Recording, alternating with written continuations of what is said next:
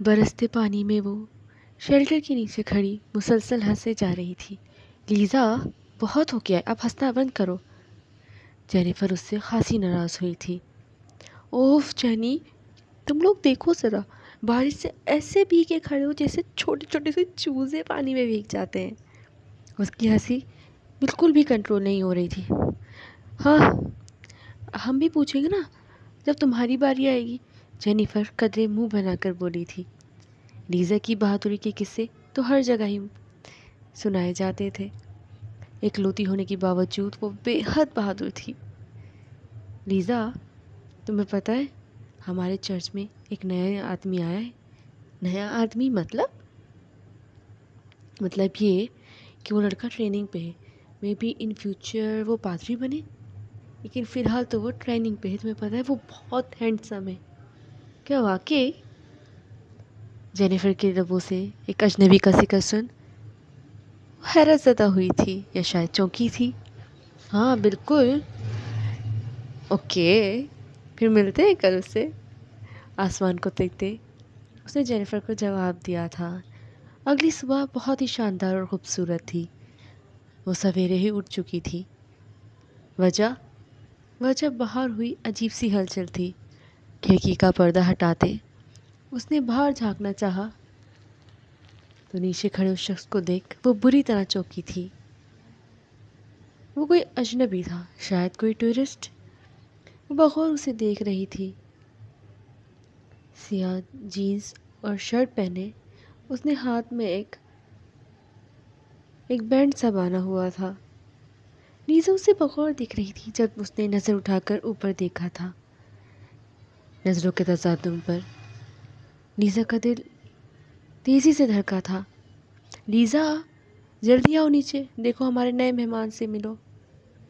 اپنے والد کی آواز پر وہ ہوش میں آتی جلدی سے نیچے آئی تھی، جہاں سامنے وہ اس کے والد کے ساتھ کھڑا تھا۔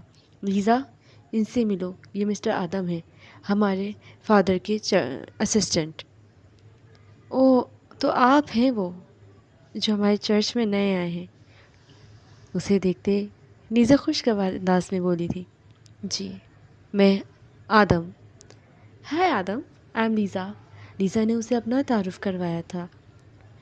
آدم، یہ میری بیٹی لیزا، یہ ایک گائیڈ ہے۔ تمہیں اس شہر میں، اس گاؤں میں جہاں جہاں گھومنا ہے تم لیزا کو اپنے ساتھ لے جا سکتے ہو، وہ تمہاری بہت مدد کرے گی۔ لیزا کے والد نے آدم کو ایک پیشکش کی تھی جس سے اس نے قبول کیا تھا۔ آجو آدم، میں تمہیں ہمارے گاؤں کے بارے میں سب سے خوبصورت بات بتاتی ہوں اور سب سے خوبصورت جگہ دکھاتی ہوں۔ لیزا آدم کو کہتی آگے بڑھی تو آدم نے اس کی پیروی کی تھی۔ وہ بالکل تتلی جیسی تھی، اڑتی رنگین رنگوں سے بھری۔ تمہیں پتہ ہے آدم، اس گاؤں کی سب سے خوبصورت بات کیا ہے؟ کیا ہے؟ یہاں پہ محبت کرنے والے آتے ہیں اور پھر ہمیشہ کے لیے ایک ہو جاتے ہیں۔ ہے نا مزے کی بات؟ وہ کھلکھلائی تھی۔ ضروری تو نہیں کہ ہر محبت والے مل ہی جائیں آخر میں۔ کم آن، ایسا ناممکن ہے۔ ویسے تمہیں پتہ ہے یہاں ایک ایسی جگہ بھی ہے جو بہت مشہور ہے، اور جانتے ہو کیوں؟ کیوں؟ وہ بغور اس کے چہرے کو دیکھ رہا تھا۔ کیونکہ تمہیں پتہ ہے اس گاؤں میں 2 لوگ تھے جو ایک دوسرے سے بہت محبت کرتے تھے، مگر قسمت نے انہیں ملایا نہیں۔ لیکن پھر کہتے ہیں کہ ایک ایسا مقام آیا جب وہ دونوں مرنے کے قریب تھے، اور وہ ایک آخری بار ایک دوسرے کو الوداع کہنے اس جگہ پر آئے تھے، اور وہیں ان دونوں کی موت ہو گئی تھی۔ موت ہو گئی تھی؟ یہ کوئی زیادہ ہی ڈراؤنا نہیں ہے لیزا؟ ہاں، ڈراؤنا؟ مجھے تو یہ قسمت لگتی ہے، 2 محبت کرنے والے ایک ساتھ آمنے سامنے ہیں اور مر جائیں۔ تمہیں یہ ڈراؤنا لگ رہا ہے آدم؟ تم بہت بے ذوق انسان ہو۔ لیزا نے اس کا مذاق اڑایا تھا، جس پر آدم سر جھٹکتا آگے بڑھا تھا۔ آدم، تمہیں میری ضرورت نہیں ہے کیا؟ اسے آگے جاتے دیکھ لیزا پیچھے سے چلائی تھی۔ مجھے تمہاری محبت کی داستانوں میں بلیو نہیں ہے لیزا، کچھ اچھا ہے تو بتاؤ، میں اپنا وقت ضائع نہیں کرنا چاہتا۔ ہاں ہاں ہاں، تم جیسے بے ذوق انسان سے میں توقع بھی کیا کر سکتی ہوں؟ آؤ تمہیں میں ایک جگہ لے کے جاتی ہوں اور امید کرتی ہوں وہ جگہ تمہیں بہت پسند آئے گی۔ نیزا دونوں ہاتھ ہوا میں لہراتے بولی تو آدم نے گردن موڑ کر اسے دیکھا تھا۔ کون سی جگہ؟ قبرستان۔ اپنی بات کہتے وہ زور سے ہنسی تھی اور آدم وہ اسے دیکھتا رہ گیا۔ اس کی ہنسی نے چاروں اور جلتے رنگ کر دیے تھے۔ اس ایک ہنسی نے آدم کے دل کے تار چھیڑ دیے تھے۔ اگر بھلا آدم کبھی مانا ہے جو اب مانتا۔ ہاں، اچھا مذاق تھا۔ یہ مذاق نہیں تھا مسٹر آدم۔ جس طرح کے بے ذوق آپ انسان ہیں، مجھے امید ہے آپ کو وہ جگہ بہت اچھی لگے گی۔ شٹ اپ لیزا، اگر تم مجھے ایسے دکھاؤ گی یہ شہر اور یہ گاؤں تو میں اکیلا ہی گھوم لوں، وہ زیادہ بہتر ہے۔